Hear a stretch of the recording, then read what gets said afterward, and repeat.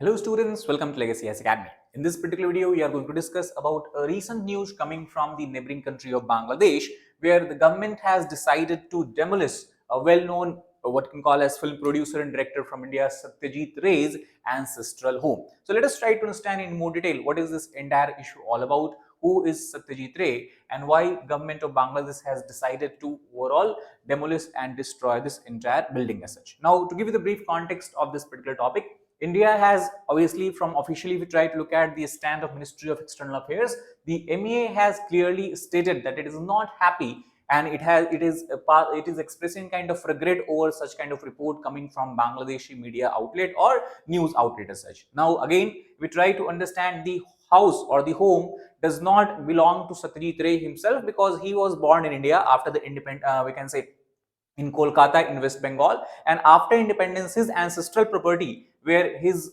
grandfather, well-known literature called as Upendra Kishore Ray Chaudhary, used to reside, is what is going to be demolished here. Now obviously it is a historical landmark, it is a very important building having a lot of cultural and what you can call as this significance from the perspective of Indo-Bangladesh relationship, and that is why government of India through Ministry of External Affairs has even offered some sort of help to Bangladeshi government in terms of reconstruction of this particular building as such. Now if we try to briefly look who is Satyajit Ray or who was Satyajit Ray, he was a well-known Bengali motion picture director. Motion picture director means where you have the first time he began to film movies in a longer format, and also he is acclaimed writer and also well-known illustrator as such. He was born on 2nd of May 1929 in the Kolkata.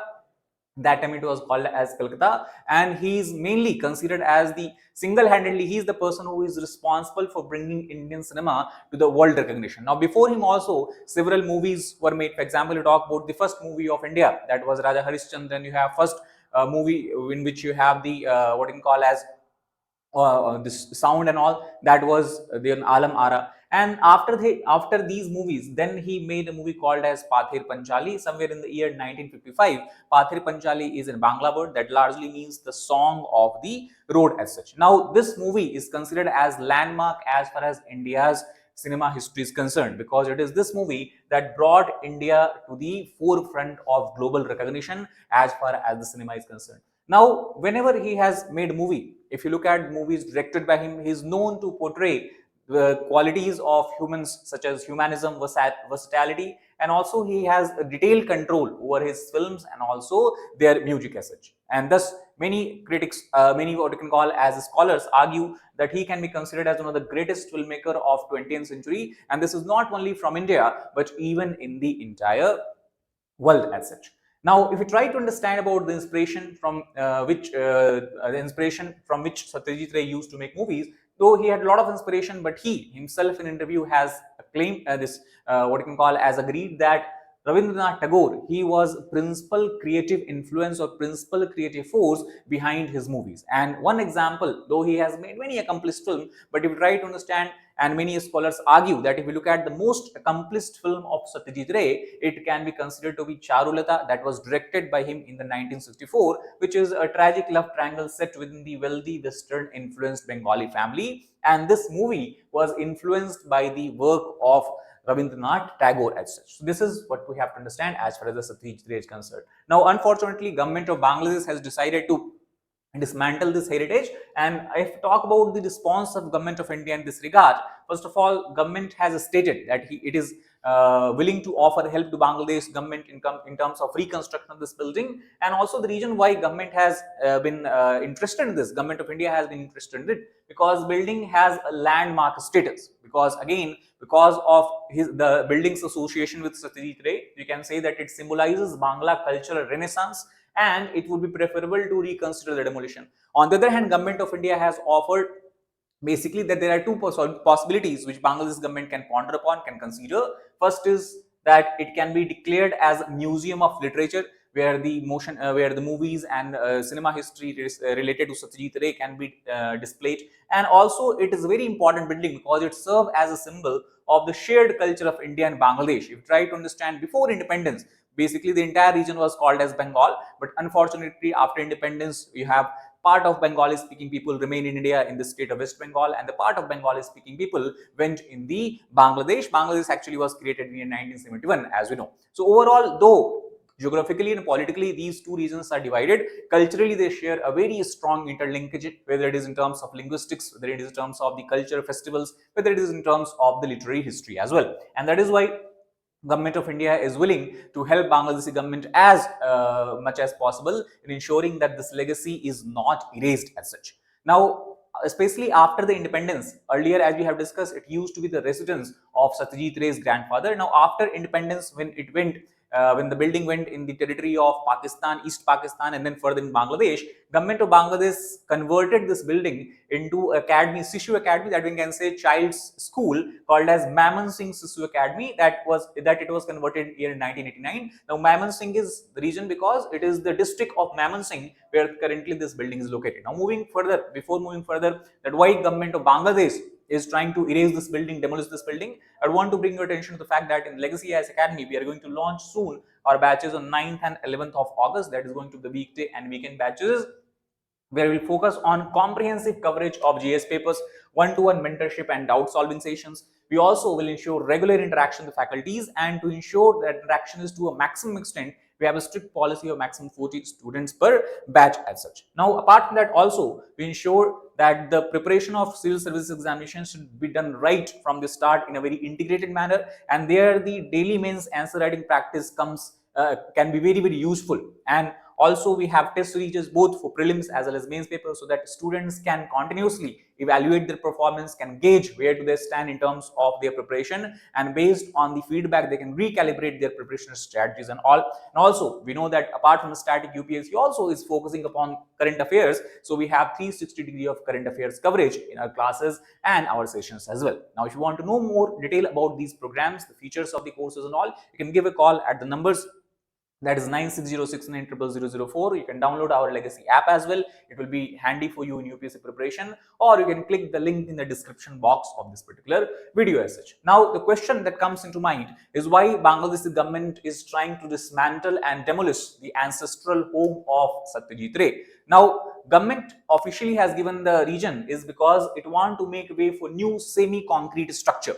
The reason is because this building obviously is very old building, and not only it is old, but no one has been taking care of it. It has been abandoned for almost 10 years and has been the state of disrepair or despair, we can say. And as we have discussed that it was converted to Shishu Academy, that is the children's school. Now, the Sissu Academy activities also have been operating from a rented space nearby, because building is not deemed fit to host children's or to host classes and all that.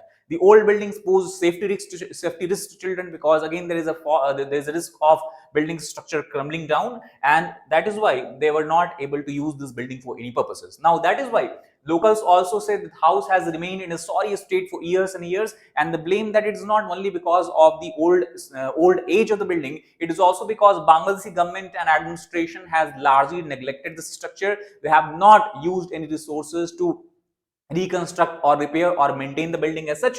And also this is why local population, it's not only the government of India which is concerned about erasing the history and demolishing the building, even the local population in this area who fondly remembers Satyajit Ray and his ancestor, they said that its demolition would wipe out the legacy of entire Ray dynasty in the Maiman Singh region, Maiman Singh city of Bangladesh, and that is why locals also are opposing such kind of demolition. Now, unfortunately, if you look at in the last few months, or we can say in last 1 year almost, in Bangladesh, it has been a country full of destruction, dismantling and erasing of the former history or earlier history as such. For example, just after Sheikh Hasina was ousted from power in Bangladesh, protesters began to dismantle and destroy statues of her father, Sheikh Mujibur Rahman, who is also considered as the father of modern Bangladesh, who played a very important role, critical role in ensuring Bangladesh gets independence from Pakistan in year 1971. Then also we have seen in the Dhana Mundi region of Bangladesh near Dhaka, the protesters then started and began to destroy the ancient house, ancestral home of Sheikh Mujibur Rahman. So this is something that seems to be a new trend in Bangladesh, where they're trying to erase and destroy all kind of history especially those history which is linked to some extent with India as such. And in the newspapers and the social media of Bangladesh, now the term that is being used is New Bangladesh. And this New Bangladesh is defined by the fact that it will have its own identity, and this identity they are trying to link more and more to Pakistan and Pakistan based affiliations such. And that is why we are seeing a change in the overall what you can call as discussions and deliberations in Bangladeshi media, where they are saying that it was not Sheikh Mujibur Rahman, but it was the General Ziaul Haq. Ziaur Rahman, he was responsible for ensuring independence of Bangladesh from Pakistan, and also he was the one who formed provisional government on March 27, 1971, because Sheikh Mujibur Rahman was in jail in West Pakistan as such. So now we can see there is a kind of shift, because Sheikh Mujibur Rahman was very strongly allied with India. He has obviously said that without help and support of India, Bangladesh would not have been able to get independence so easily, and that is why even Awami League, her daughter Sheikh Hasina, has been a kind of pro-India nature. But this all seems to have changing, because now after the coming of Muhammad Yunus and after the ouster of Sheikh Hasina Azim, we are seeing the rise of Islamist forces in Bangladesh politics, and also these forces are trying to put Bangladesh in the orbit of China and Pakistan. So all these development that we are seeing can be considered as nothing but an extension of same, and that has come into picture where you have also seen minorities of Bangladesh being attacked under the regime of Muhammad Yunus, who is the chief advisor to the Bangladeshi government and such. Now, obviously, due to the changes that we have seen in the bilateral relations between India and Bangladesh, we have seen also changes taking place in many areas. So, for example, border pressure, and that also is a reason why India faces a diplomatic dilemma that how it should deal with Bangladesh, because first of all, India is having pressure along the border, where it has to deal with large number of illegal refugees and migrants trying to cross India's border, which also threaten internal security of India. That is why government of India has decided to put fencing along the border.